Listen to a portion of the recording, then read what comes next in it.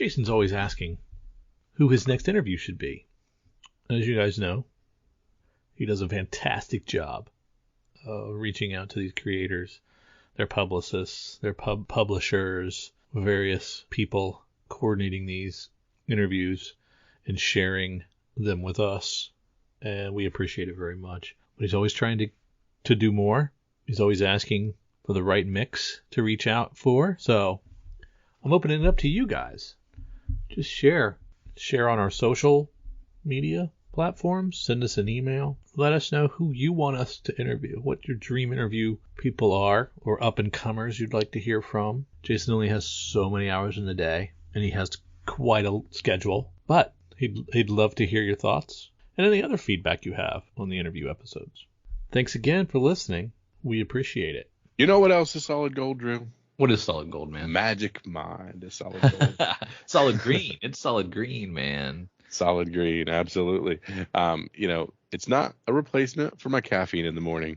It is something I take after my caffeine in the morning to give me that over the hump. It's a mind booster.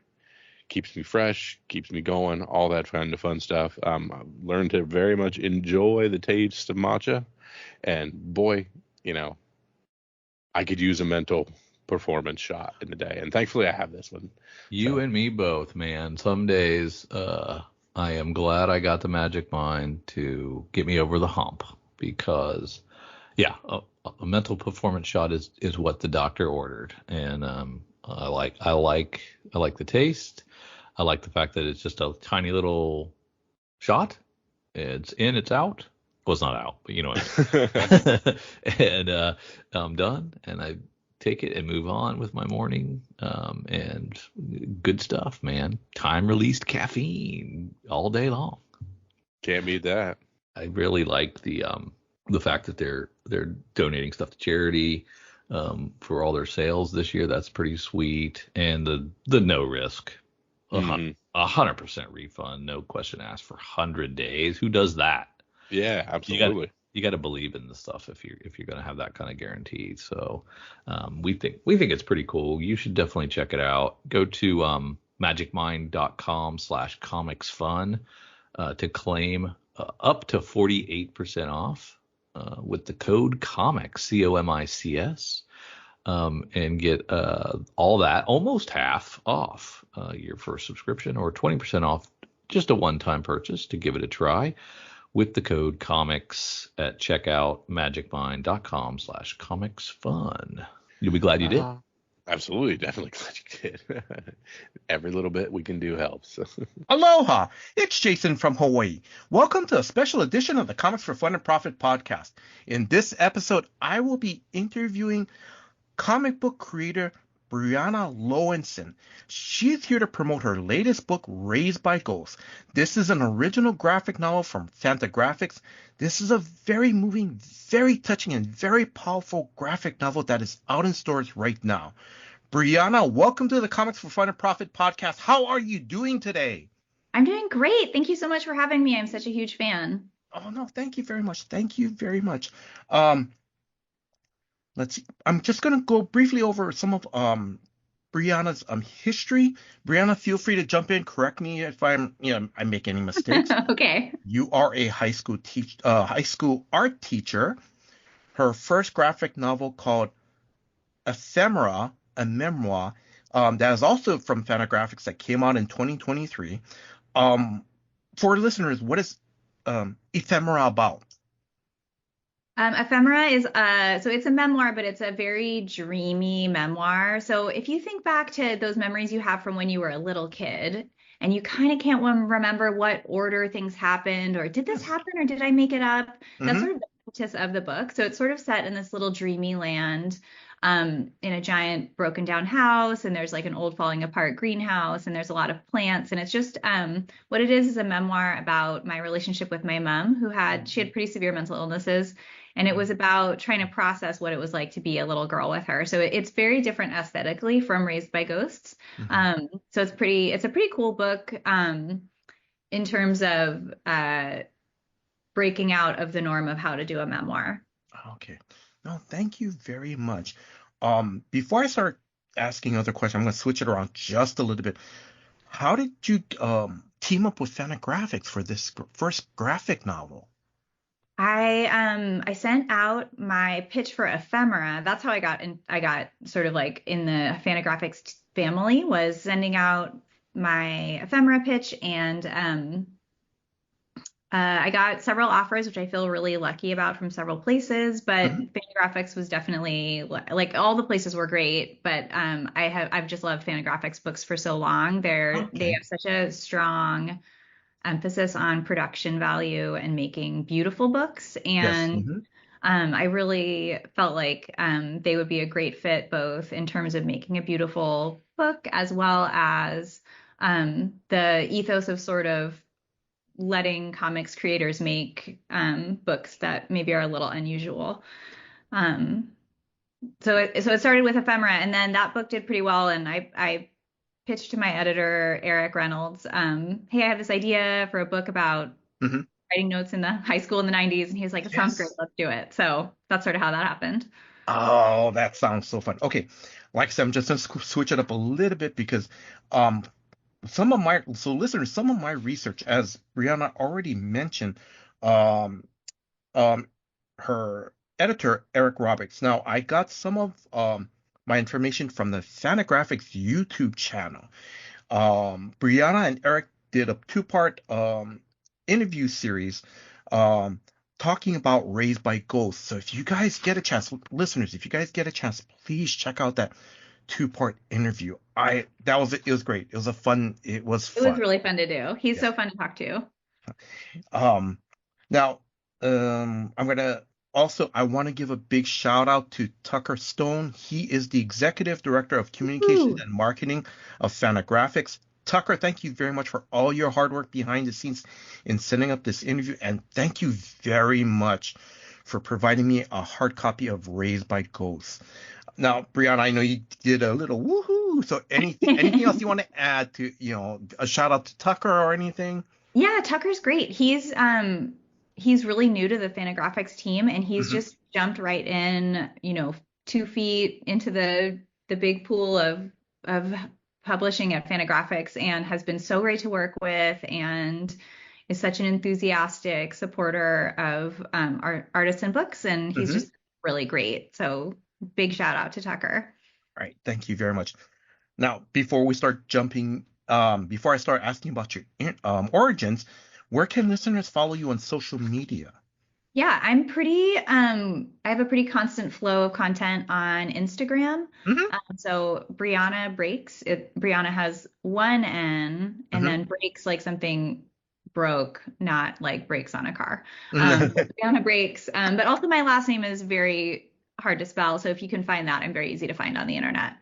Um, and that's I put up a lot of new drawings all the time, and where I'll be talking and signing. So there's a lot of stuff on there.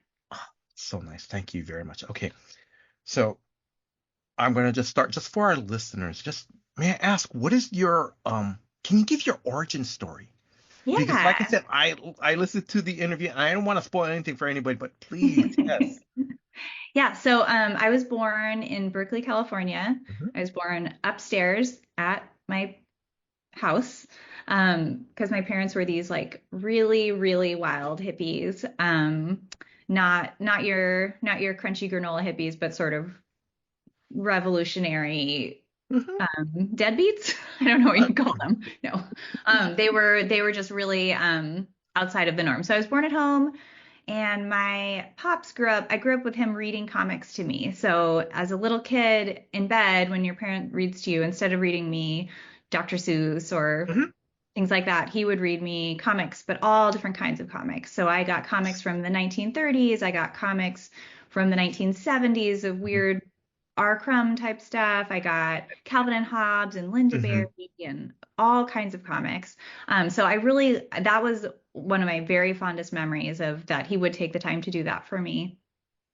And it introduced me to so many amazing artists. When I was sick, when I was a little girl, um, the only thing my dad would do to help is he would buy you a ginger ale and an Archie comic and tell you to put your socks on. That was like the only anything was wrong with you that was the only fix he had.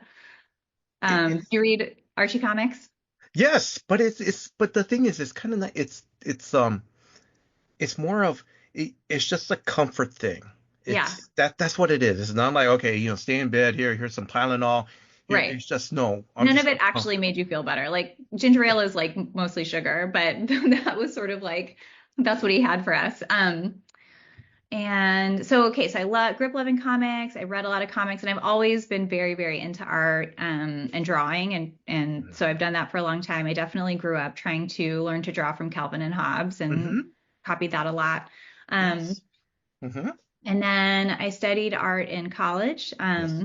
I was a two-dimensional art major, Mm-hmm. and it was a really great art education. Having said that, they were not terribly interested in my idea of making comics, Mm-hmm. which only made me want to make them more. Yes. So I started making comics in college, Mm-hmm.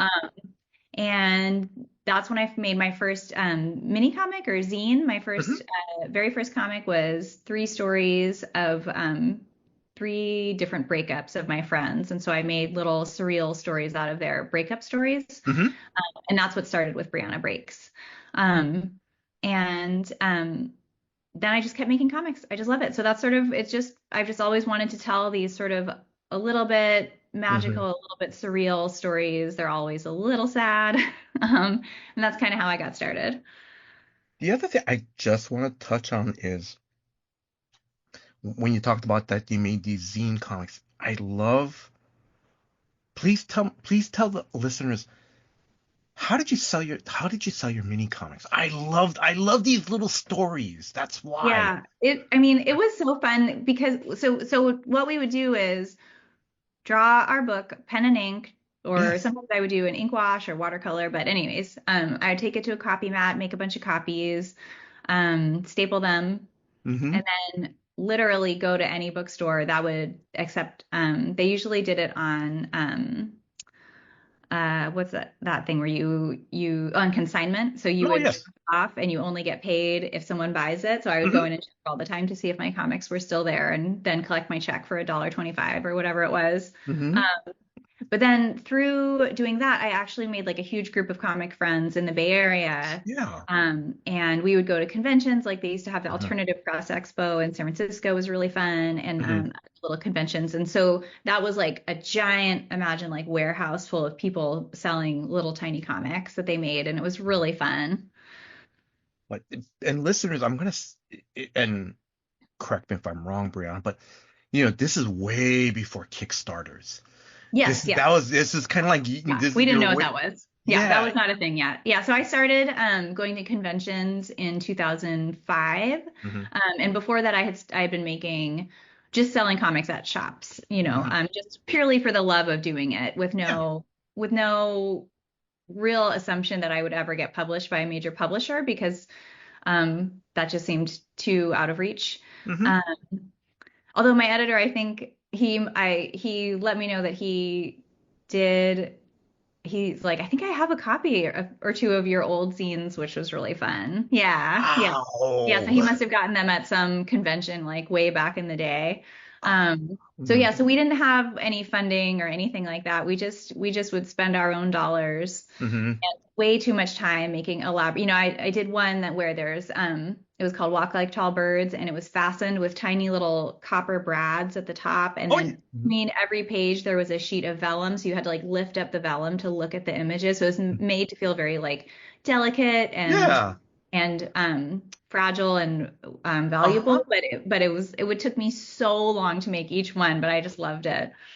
Oh, that's so cool. That's so great.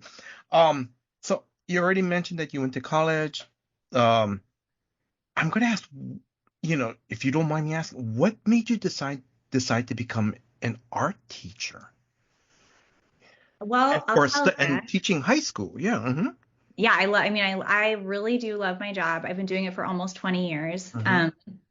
And I started taking art classes when I was a little kid. I must have been probably, I'm gonna guess, 8, 7, That's something fine. like that, Yeah. at a really funky but amazing place called the Richmond Art Center in California. Richmond is like an even crazier Oakland. Um, Uh-huh. So, but it was at the Richmond Art Center, and there was this woman named Lisa DePrima, and she taught a Saturday morning art class. So my pops would drop me off in the morning. I'd go to art class. My mom would pick me up. Uh-huh. She really was like a huge, huge influence on my teaching, my teaching aesthetic, as well as just my approach to art. She would start the class, and she didn't really teach you anything. She would just give you the space to make art, but she would start every class with, you got a piece of paper and then one thing to have as like a jumping off point. So it might be a sticker, or it might be she would read you a book, or she might have, anyways, you get one little thing, and you'd have to create a piece of art that was inspired by that one thing. And it made it like really helpful as a kid, because as a kid you stare at that blank sheet of paper and you're like, I don't know what to draw. What do I draw? Yes. And you would just have this one jumping off point. And she was just super supportive and wasn't in your business and wasn't trying to manage how you did things, and really let kids be who they were. Yes. And I'm actually still in touch with her. I send her a Valentine's Day card every year. I really love her. And I think she's still teaching at the Richmond Art Center, which is kind of amazing. Oh, nice. I'm an old lady now. No, listeners, we are not old. But she really was like a huge influence. So I went there for a long time, and then I volunteered and I worked for her for a few summers. And then when I was in college, I was on a lot of financial aid. So I had work study jobs. So I would do some of my work study jobs were in schools, and I just had always loved that life of teaching. And I taught art at a low-income housing facility in my early 20s, and got to run the class. And I basically like copied Lisa DePrima's exact teaching style for these kids, and that was really a great experience. And then that led to teaching high school. And it's just a little weird comics community, because first at the high school we teach at, which is Bishop O'Dowd High School in Oakland, it's amazing. Jean Luen Yang, who wrote American Born Chinese, he taught there. And then he told our friend Tin Pham, who wrote Family Style, he said, hey, Tin, I have a job here. So Tin started working there. And then Tin said, hey, Briana, we have a job opening. So then I started working there. So we had this sort of like, for a while, the three of us were all teaching and making comics together. Oh, that is so cool. That is so nice. And what I love about your teaching style, because in the Fantagraphics interview, you were saying during college, like you said, when you were going to college, comic book art style was not the thing. It was like, no, what are you doing? No, you have to do it this way. But I love in an interview, I love how, you encourage your students just to express themselves. Yeah. So I tell the kids that I'm running this classroom like it's an art studio. So you come in and I come in, and we're all coming in here to create art. And they have, in most of the classes, they have assignments, and they have to work on them. But while they're working, I will work on my work. So I'll work on my comics, or I might do the project with them. Sometimes I get really inspired to do whatever they're doing.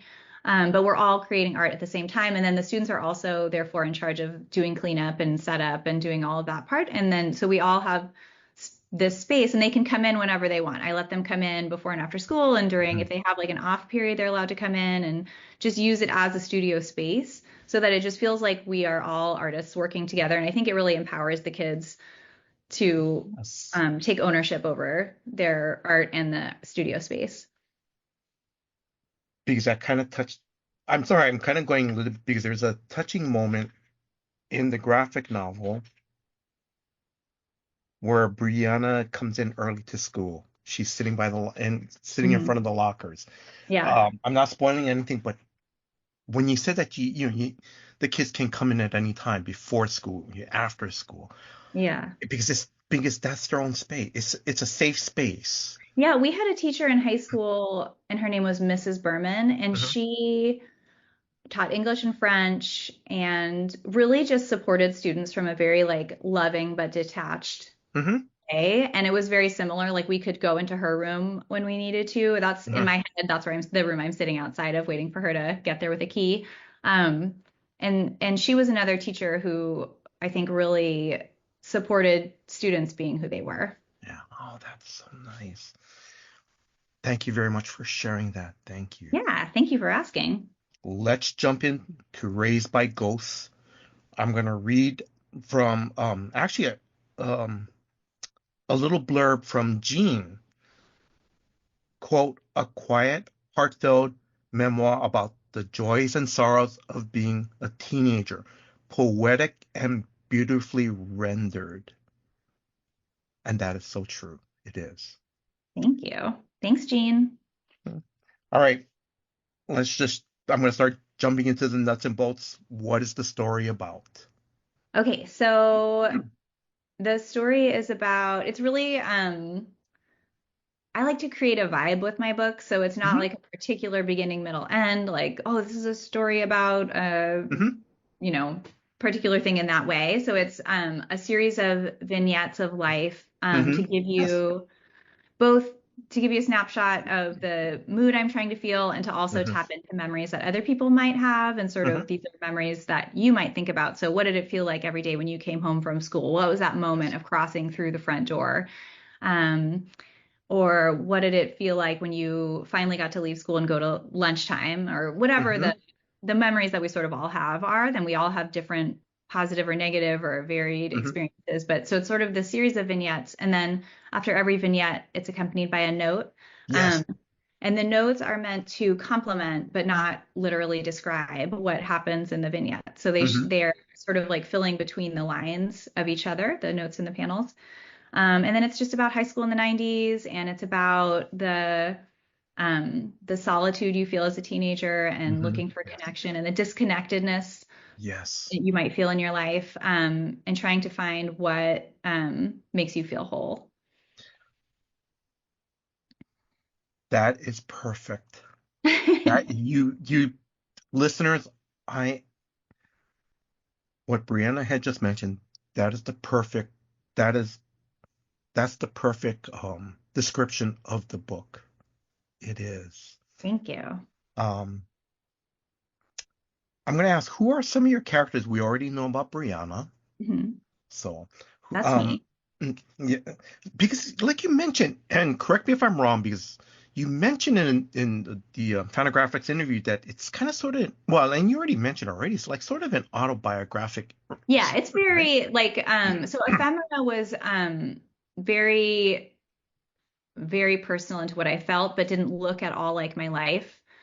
We definitely didn't have a private greenhouse, I can tell you that. Okay. But for the Mhm. story, I wanted to create this sort of fantastical world. Mhm. Um, so I kind of wanted to do the opposite for Raised by Ghosts. So Mhm. it's like extremely based on literally what things looked like, Mhm. down to the clothes that I wear or Yes. the Mhm. what the rooms looked like. I did a lot of research in terms of that stuff, like Mhm. a lot of time on Google Maps. Um, we're looking for AC transit buses from the 1990s. Mhm. Um, but so it is very autobiographical in that sense. And then it just has this sort of surreal take at some point. So that's why Mhm. it's semi, yeah. Let's see. One other character I want to Oh, mention. by character, sorry. No, it's okay. You also mentioned Jacob. Who is Yeah. Jacob? So Jacob is still one of my very best friends. Mhm. We became friends when at the age, for me, I was 11 and he was Mhm. 13. And he actually was friends with my sibling. They went to middle school together. And we basically became pretty much instant best friends when I was a freshman and he was a junior in high school. Mhm. He's, he and I have been very, very close for a very, very long time. Um, and we both just love making jokes and talking about music and movies and Mhm. drawing cartoons. So he's also a cartoonist. So every Sunday morning, starting in COVID times, we draw together with our friend Tin. Mhm. So tomorrow morning I'll be drawing um, with those guys. And Nice. so we draw for a couple hours every Sunday. And yeah, he became a film editor and he makes comics and he's the best. That's so cool. I'm just going to ask, because there's some other characters, and I'm sorry, I didn't write down their names, but correct me if I'm wrong. Or actually, let me take a step back. So well, of course, you mentioned Jacob is, Jacob. He's a character in this book. Are some of your other characters kind of loosely based on your high school friends? Are Yeah, they they're some? all literally based on people. So Okay. Okay. so everyone in the book is an actual person with their real name. Mhm. I hope no one sues me for using their name and likeness. So yeah, but I'm pretty close with the people in the book. Not every single person, but almost everyone. So Amber is another major character. She's like, so my two main people that I write about are Jacob and Amber. So Amber Yes. she and I are still very close as well. So nice. Yeah, and then yeah, all the other people are real too. That is so nice. Now when you know, talk to Amber, when when you're making the book, did you tell Jacob and Amber, hey, I'm doing this book? Yeah, I mean Jacob, since he and I drive together every week, he was very integral to writing the book. He also has not, I don't know if it's a photographic memory, but almost a photographic Oh, yeah. memory. Hmm. So he was very helpful in remembering certain things Hmm. that I then put in the book, or he also likes to tell me all the things that I've done wrong that are not accurate. So he'd be like, I was not invited to that thing. And he, was like, I'm gonna write a book about all your lies. Because for some of the memories, they're literal, and then some of them I had to combine a bunch of memories into an amalgam to make sense in the story. Yeah. Um, but he's, been super fun and Hmm. had, I could ask him, hey, what, color room did this person have? Or, Yeah. and he would know. And then, um, it's really helpful if you are working on trying to make it look realistic or be Hmm. true to the time.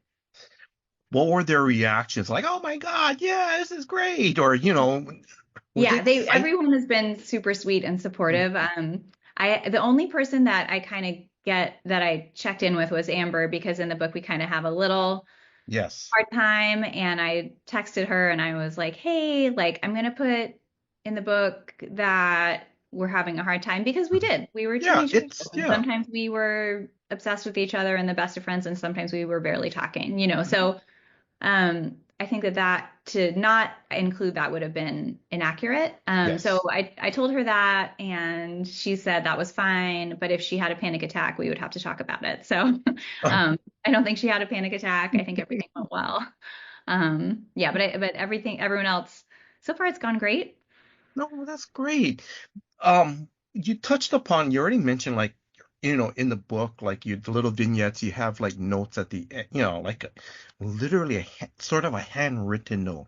But I also think because again, notes were very important to you and your friends back in the high school. Yeah. Did you write notes in high school? Actually, no. Because I've talked to so many people, and some people were like, "Yeah, of course I wrote a million," and some people were like, "That really wasn't a part of my life." So Yeah, no, it's actually been like a huge range of answers. yeah, no, but what's kind of nice is that um because back in the 90s, you know, that's because that's you've mentioned it in previous interview, that's how that's how people communicate Right. Yeah. So in in the 90s, class. Yeah. we didn't have cell phones. I'm part of the Gen Y, so right after Gen X, right before Millennial. I'm in Hmm. that little micro generation where we grew up analog, like Hmm. Yes. running the streets. Our parents didn't know where we were. Yeah. And And right at the end of high school, we got email addresses and hmm. whatever. So we had no way of communicating while we were in high school other than with notes or Hmm. if you happened to be near the phone that was being called. So notes were a huge deal, and also we were bored a lot. So in a lot of Hmm. classes, we spent time writing notes. I'll tell you, I saved all my notes from high school. Yes, which is yes. So Great. yeah, so I have huge bagfuls of all of these notes, and they're really fun to look through. No, Um, it's storage containers. Yeah. yeah, yeah, I know they're gonna get eaten away by the mice in the attic. No, but I think I really think that's so cool that you kept all the notes that your friends gave you from high school. It's pretty fun to look through. It's the because um because listeners raised raised by ghosts, Brianna's art style, visual art style is very powerful.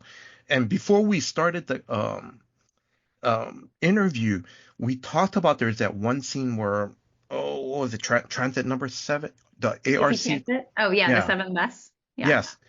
There's a scene where, there's like one page where it's like her and her friends before they go to high school, they're all hanging out and, just monkeying around in the bus. And then the last page we see Brianna, but all her friends are like faded. And it's just like a faded memory. Yeah. And for you to keep all the notes from high school, it's that one last, it's like a line from the past. Yeah, it's really, I mean, the book itself, in the very beginning, it says on the title page that this is not a love story, but this is a love letter. And it's really meant to be a love letter. I mean, for me, it's a love letter to all the people I loved as a Yes. person, but it's also just a love letter to teenagers. I'm getting a little Yes. emotional. No. I've worked with teenagers for so long, and I really have deep empathy for that age range. And the book is sort of meant to really make that age feel seen, Yes. or for when you're an older person to look back and give yourself a little grace for all you might have been or gone through at that age. Um, and I'm going to say it's the perfect segue because one of the most powerful lines I have ever read in comics. Now, if this is early, now listeners, I have to set this up. It's early on in the book. Brianna is at home. She's by herself, and it's not like and it's not. It's what it is Brianna's just keeping herself busy and entertained. Mhm. She sits there because like for most of us when we were teenagers, if our parents were home, you know, back in the 80s and 90s, we would just sit in front of the TV, or we would, like you said, there's no cell phones back then, so we can just go out, we go down play Mhm. in the streets, nobody has no idea where we are, Yeah. you know, um, and again, one of the most powerful lines that I've ever read was, and I have to read I have to make sure I want to also add the last part in is, quote, Brianna goes, I don't know where anyone is because the house is empty. So it is as if I am a ghost in my house. And Brianna also added, I love it. Like no one can see me, you know. But the thing is, the powerful line that I still love is, I don't know where everyone is, so it's as if I'm a ghost in my house. That line resonated with me because, like you said, this is where, um, it resonated with me because she's kind of going, again, the solitude. I'm Yeah. here, but I'm here, but even if the house, there's a couple people in the house, I'm here, but no one sees me sometimes. Yeah, there was a safety in not being seen. No one could yell at you or bother you or say you were doing Yes. something wrong. And so even though I think I was sort of always like a combination of a happy but sad child, where I think if I could just be left alone, I could be totally happy, but there's Mhm. also a sadness in that. Yes. Hmm. And so I think Hmm. I was trying to capture like what did it feel like? I really tried to sit back and think like what did it feel like on all of those afternoons where I wasn't really sure even if anyone was home. That's how Hmm. it feels in my memory. Hmm. Um, but that we always had all this weird stuff in my houses. We moved a lot. My parents had a Hmm. lot of weird old stuff, and everything came either from generations of stuff handed down or from like the flea market or something. So we Hmm. just like lots of weird stuff to look through. So that also gave for the sort of ghostly feeling in my Hmm. house of everything was sort of old and Hmm. strange and kind of fun. Um, what I love about this story, um, I know you mentioned that it's a YA book, but listeners, I'm going to let you know that yes, it'll be good for teenagers, to read it, but I'm also going to say it's like also adults can read it too because it taps into our very basic emotions. Because when I was reading this, it brought me back to when I was growing up in high school, Yeah. and and I mean we're talking about 40 years ago. Yeah, I mean, that was really my goal. I'm so glad that that is how the book hit you. My goal was that I could write this YA book, but when I sat down to do any of the writing or sketching out of scenes, I wanted it to like affect me as Yes. woman in her 40s. I wanted it to still resonate with someone older. So that was really my goal with writing it, was Mm-hmm. that it wouldn't condescend to a teenager, that this is what I think you would feel, but more like, well, this is what I feel and this is what I think I felt as a teenager, Mm-hmm. and keep it more in that adult emotional range that I think kids like to read up to. They Mm-hmm. want to read something a little bit beyond their means oftentimes. Yeah, no. And the other thing I love about this is the visual storytelling. It's very real. Um, Listeners, there's a lot of panels that there's no dialogue, Mhm. but you convey the emotions through the art. It's very good, you know. Thank you. I mean, most It's of my books Mhm. don't either have no words or not very many words. So Ephemera, it was a 200 something page book, and there's probably 50 words in the whole thing. It's Mhm. just not very very much dialogue. So when I write for comic scenes, I think of them visually, and I almost have to like force myself to add in dialogue. Mhm. And then that's why I liked this concept of keeping the disconnected visual images with the notes, so that you Mhm. would get almost two competing stories. And then also some of the dialogue in the book are just little hash marks, because I wanted Yes. to convey that someone was talking, but I don't want you to actually even read and judge what they're saying. I just want you Mhm. to know, hey, someone's saying something. So I use that device, both in positive and negative ways. Sometimes it's a teacher who's sort of boring, and so I want you to see that all I'm taking in is blah blah blah. And then Mhm. sometimes it's oh, we're having such a good time, but I don't want you to actually read the dialogue, because you might be annoyed by it, or you won't think it's Mhm. funny, or Mhm. whatever. It just doesn't matter. You just want to see that two people have so much to say to each other, and Yes. Mhm. yeah. So dialogue is definitely a little not second nature to me. It's a little difficult for me to put in.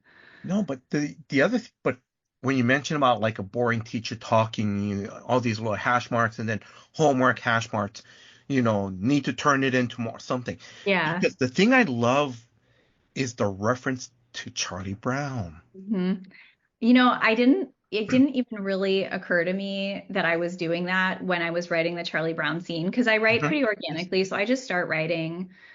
And then I had done a bunch of stuff. I knew my family was all going to be off screen. So they were all going to be Yes. behind a door, or you would only see their shadow, or whatever it was. And so that also is very Charlie Brown, but I didn't think about it, that you wouldn't, and you see teachers talk to me, those people Yes. I, Yes. but, so I'd already made that decision, and then I had already put in the want, Yeah. vocals, but I didn't think about it. And then I did the Charlie Brown scene, and then I did not put all of this together, and someone had to point out to me that they were linked, and it was so funny to me. I was like, oh, I totally missed that, but I mean, it must have just seeped into my consciousness. No, but I think that's what it is. But I'm glad that it's just that, it didn't sink into you, because then it's not like it wasn't pre-planned. It was like, okay, I have to make a Charlie Brown scene, but Right, right. No, no. it The just Charlie it Brown was scene, art. yes, the Charlie Brown scene is real, and that happened. So it all Yeah, magically worked together. but it's organic. Yeah. That's the thing I love. It's organic. Um, Again, I have to talk about some of the powerful visual storytellings. I love it when um sometimes when Brianna, after school, there's a 4 panel grid where you see her, you know, from the shoulders up, she's at home. She has this expression of, okay, I'm home.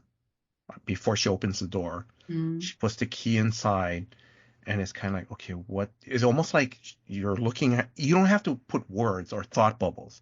She's kind of going, I have no idea what's going to happen today. Right. Yeah, exactly. Because it communicates well with Jason, uh I really feel like you got this book. no, no. But Thank I you. also have Yeah. Yeah, for those panels, so I have a whole segment that's all about going home. And so with my mom's house, hmm I just never knew what I was going to expect. So I wanted to sort of visually show the repetition of every day when you go home from school, and then the pause before you go inside. And sometimes it's fun, and something fun is happening. yes, Sometimes it's yes. angry and something is not good. And then with my pops, it's just like every day was the same, and it was pleasant, but it was empty. It was a house of ghosts. So that I only did one panel for, or one page for that, to just show that like it's gonna always be the same. Mm-hmm. But I also want to, but on the flip side, I also want to talk about the lunch times. That's so cool that, it's, the friends, they're on a field, they're just talking. We don't even have to see what they're talking about. You just see Right. the connections. They're just having fun. They're just,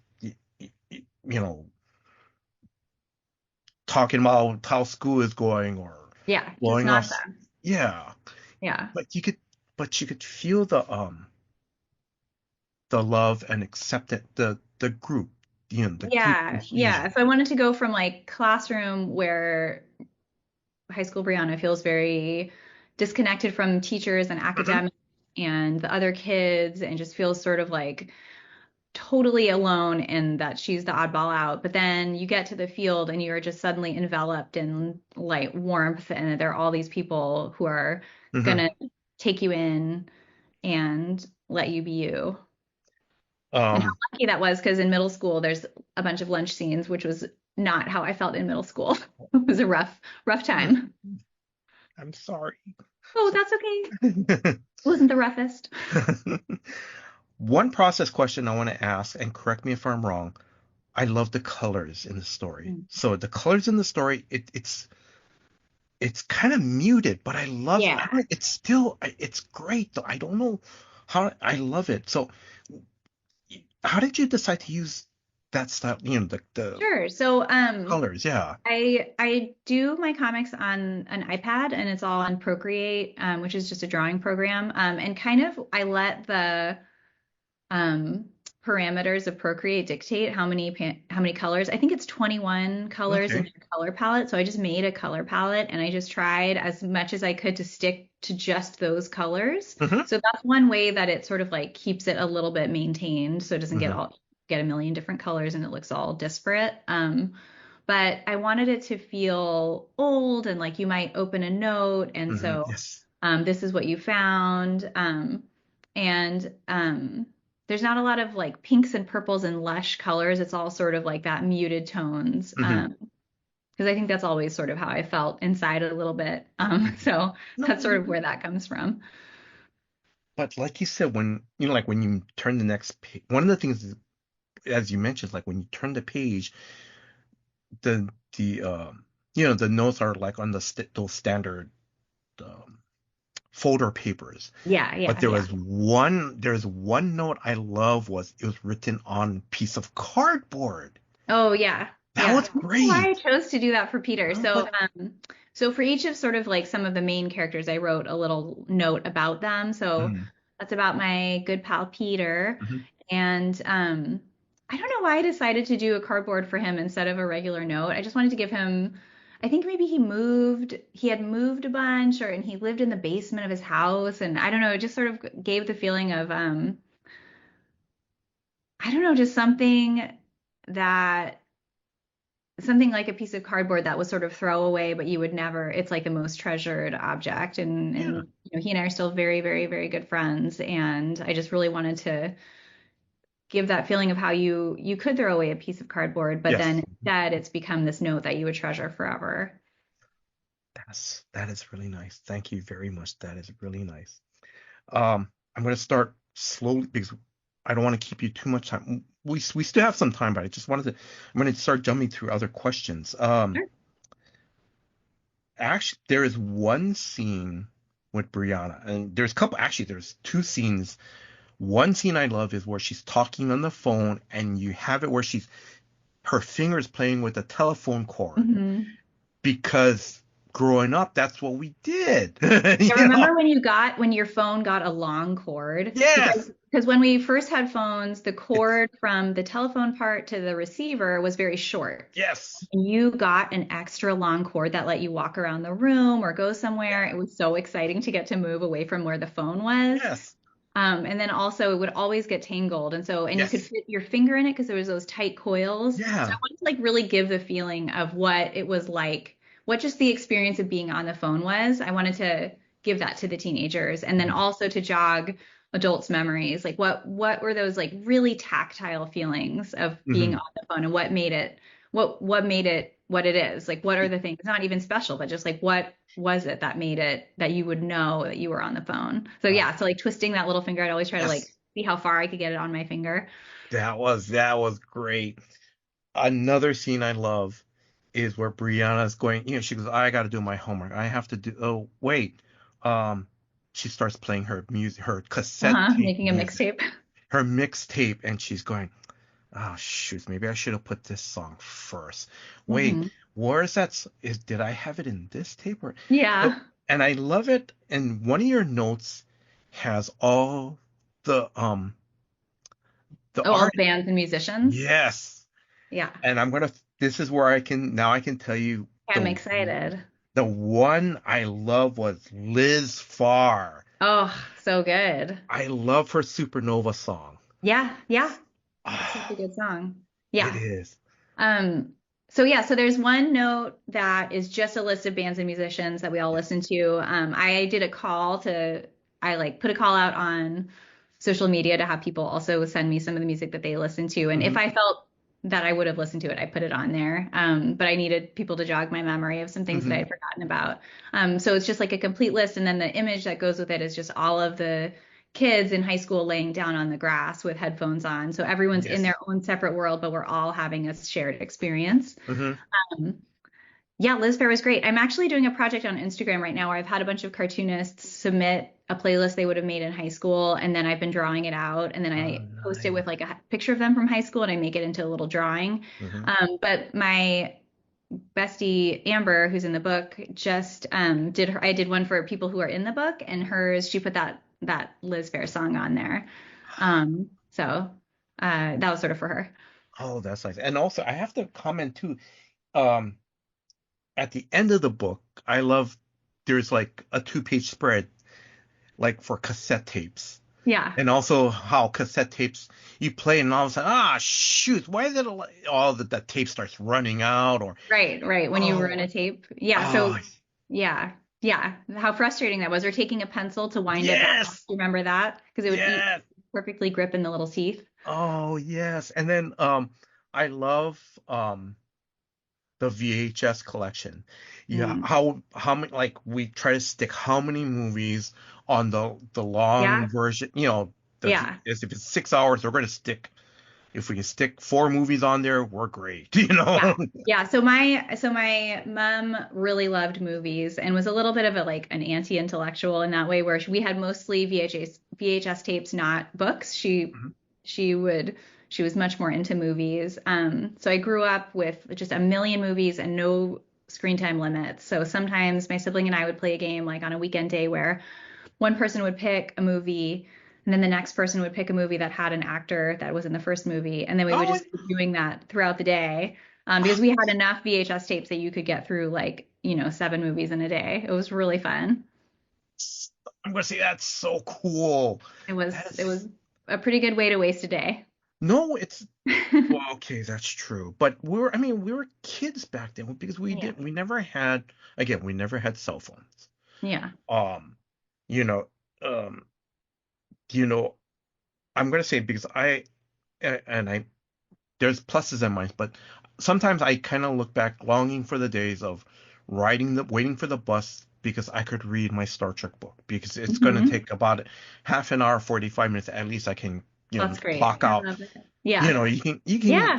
You can, but now it's like, but of course I'm going to say I'm older. It's like I'm a little crotchety. I don't want to jump on the bus. I don't want to wait. Yeah. Well, we don't have that sort of endless, useless time that we used to have. You feel like, oh, I should be doing this or I should be doing that. Yeah. And part of being a teenager is, while you're forced to be in the school, you do have all this time that sort of, you don't have to worry about feeding people or generally, some people do, some people have a real tough teenage years, but in general, most teenagers have a lot of time kind of to just waste with their friends. And I wanted to capture that too, is the joy of wasting time. But it was fun back then. It was, but it was also so hard because our feelings were so big. Yes. All right.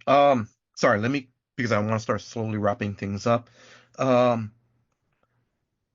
let's see. Do you want to give shout outs to the rest of the creative team that helped you on the book? You Oh my already mentioned gosh, I would Eric. love to. So I really, first and foremost, Eric Reynolds for taking a chance on this book. He really, I think, could see from the beginning that it was going to be a really special piece, and has always been such a great editor. And then I already said shout out to Tucker, who was so great, and Yes. Lauren Pugh, who's she does social media and books events, is just the most on top of Mhm. it, sweet, kind, smart, funny person. She's been great. And then um, Jen also is great, and she's been doing a great job at getting just the books into hands of people. So just and the Kayla, who did the design, she came up with the font and gave me a couple different ideas of what I might do, like basic concepts for what the cover might be. And Mhm. she had picked one panel from the book with that big black swash coming out of it, and then that is what made me want to draw the cover. So she did a great job with picking exactly how all the fonts should look. And then Paul, who did all the production, was excellent. No, So thank thank you, you. Fantagraphics. Yes, thank you. All right. Let's go for a fun question because, like you said, your dad read you comics. I Mm-hmm. mean, literally, you you got a wide variety of comics Yeah, from the I did. 1930s to R. Crumb. Yeah, yeah, Yeah, yeah, yeah, yeah. yeah. But also but now correct me if I'm wrong, but did your dad read you Mad Magazine? But I know it was Oh, available. yeah. Yes, yes, yes. We would get Mad magazines, and we would fold the back, which sometimes Oh, I'm like, yes. you know, we were it was always like a so the back you would fold into thirds and it would create a new image if you folded it correctly. And it was always like, should we keep it pristine or should we fold it? And you would try to sometimes bend it so that you could see what it was I know gonna it. be if you Yes, didn't want to mess up the comic. I know. And then at some point he bought me like that big collection. There's a collection of 4 books that has like all the Mad magazines. So Mad magazine was so great because it Mhm. was such a comment on everything. And I've read it to my kids, and they indulged my whims a little with Mad Magazine. All right. We know now if Mad Magazine comes back, they start production next week. You get a call from them. Is there a 90s movie that you always want Man. to spoof? Okay. A 90s movie. Okay. Can I give you a couple? Yes. I'm gonna give you like a serious, a comedy, and Yes. like a art house one. That's yeah. I think for a serious movie, I would go The Usual Suspects. I think they would do a really great job with that. Yes. That would be my serious one. If they were gonna do a comedy, my favorite movie is White Men Can't Jump, but I don't know if that could be spoofed very well. So I feel like I might do Mallrats or Fight Club for a Okay. comedy. Mm-hmm. And then if I was gonna do like a more rare artsy movie, I think I would do The House of Yes or Run Lola Run. Okay. Okay. Okay, I think those would be my rarer movies. Yes. But I think Usual Suspects would probably be the number one. Ah, that's so cool. Thank you. Oh, thank you. That Oh, was a thanks great for question. I love that. Thanks. because I'm gonna say who knows, right? It's like 5 years from now. It's like, hey, Maybe they Brianna, man, man, will. you know. And they'll credit us. They'll say, Yes. "Thank you for giving us this idea." All right. Um, I'm gonna wrap this up. 3 more questions. I know you mentioned that on Instagram you'll let listeners know or your fans know where you're gonna be. But I'm gonna ask any upcoming conventions or bookstore appearance, in the next few months. Like, are you gonna be at? Yeah, I kind of have a lot. Yes. Yes. So on February 22nd, I'll be at the main branch of the Oakland Public Library doing a talk Mm-hmm. in downtown Oakland. On March 20th, I have an event in San Francisco, um, but they haven't announced where it is yet, so Okay. be excited to find out. Mm-hmm. Um, on April 5th, I'll be at Cape and Cowl Comics in Oakland. Oh yes. Yeah. On April 13th, I'll be in Yolo County Library, and then the Schultz Museum on April 19th. I've got a bunch, so stay That's nice. tuned to Instagram. There's a lot of events coming up. All right. Yeah, all the way through Comic Con in July. Oh, nice. So are Yeah. you? So you? I'm not like a special guest. They haven't announced any guests, but I will be there signing and doing. That's gonna be nice. Yeah, That is it'll be gonna be fun. nice. Let's see. Have you and your family been to Hawaii? Well, I'd like you to know my grandmother was born in Hawaii. Oh, But I'll tell you that I never met her. And I actually, because I was doing this podcast, tried to do some research to try, no one in my family is around, so I can't ask anyone. mhm. And I was trying to research where they live, and I think they lived in Ka Kailua, Kailua or In Kauai, Kauai? and then Kakaya or something like that. Anyway, so Kahana something, I don't know what it was. But yeah, so they were from England, and her father and mother moved out there, Hmm. and so she was born there with her sisters, but then had to go back and be educated in England. So we always have a little bit of like a tether to Hawaii or Hawaii. Hmm. And yeah, yeah. So But I've only been once. My husband's a photographer, and he had a job out there, so they were flying him out. So I went once, but I didn't really get to do very much. okay. We really want to go. We really want to go. Okay, all right. If we go, where should we go? Oh, there's a lot. If you guys are looking for scenic stuffs, the outer islands, definitely Kauai, Hmm. definitely the Big Island is literally you can be in one whole day, you can be a day at the beach, and then drive up to Parker Ranch, which is higher elevation, very greenland, and then right now Kilauea volcano is erupting. So Oh you can go wow, to, yes, so you can go, there's wow, yes, there's the lookout area where you can see the eruption. Yes, so amazing. you can do that all in one day. That is so amazing. Um, Last question. Any closing words to our listeners? Oh, I hope people take a chance on this book. It was really a joy to work on, and I think it's a special little book, and I hope everyone gives their teenage self a hug today. And thank you for reading comics and supporting comics. So, Brianna, mahalo. Thank you in Hawaiian for your time. Thank you for giving me an opportunity to interview you. I wish you all the success with Raised by Ghosts. I want to give a big mahalo to Tucker for help setting up this interview. Again, Tucker, thank you very much for all your hard work behind the scenes. And literally, thank you very much for the advanced hard copy. It's a beautiful book. Um, Now, listeners, if you are a new comic book reader or a lifelong comic book reader who loves, comics, um, you know, um, this is a very moving, touching, powerful story. To me, it's a nice slice of life story. Um, you know, it deals with a lot of emotions, what all of us as teenagers go through, or most of us as teenagers either go through or went through. Um, you know, and also what I really love about it, it's very grounded.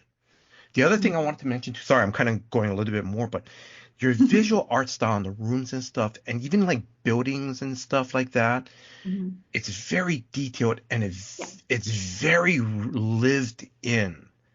Yeah, That's I the thing. really, really enjoy doing all the details. So there's if you're from the Bay Area, so a lot of it's set in Berkeley and El Cerrito and Oakland, and if there's a lot of details there, and it was really fun just paying homage to all the beautiful things. And then also just like all the things from the 90s. So what we would have in our room or on our wall or what we would wear or drive in or whatever it was. Wow, but it's So very. thanks for noticing all Oh that. no, you're welcome.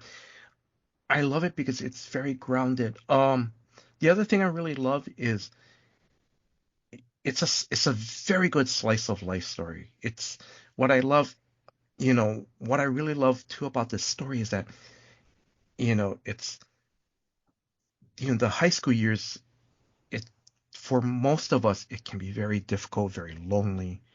Even though we have friends, we have, parents, it still can be very lonely. Mhm. The other thing too that I also loved about this story is Brianna's trying to look for something, um, find a purpose. I loved it. And she got her dad's approval because her purpose was to draw, and to follow her dreams. Yeah, like I said, this is a very touching and very powerful story. Brianna, this part I'm being very serious. Listeners, if you have a friend who loves, who loves these slice of life stories, or if you have a teenager, whether it's, you have a son or daughter that's going through high school, or you know of, your niece or nephew, please give them this book. It's very good. It's well written. The visual storytelling is very good.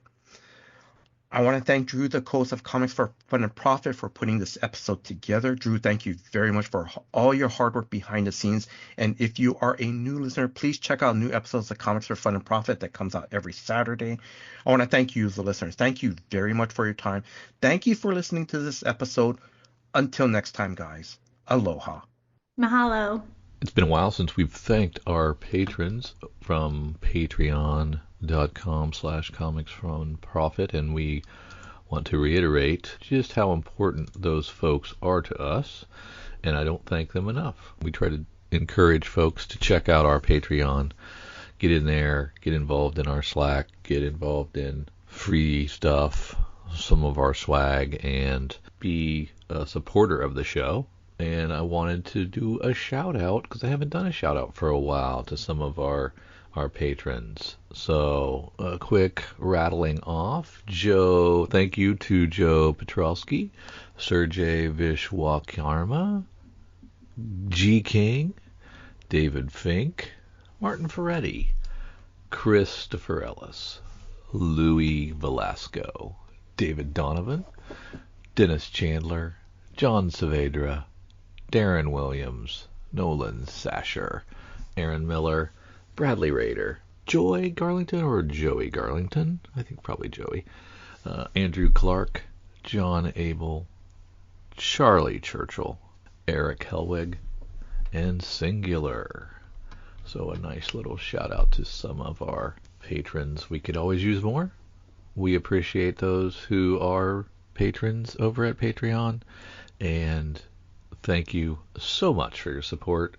It helps pay the bills. And podcasting ain't free, and we appreciate all those who throw a couple shekels our way. So once again, thank you, patrons.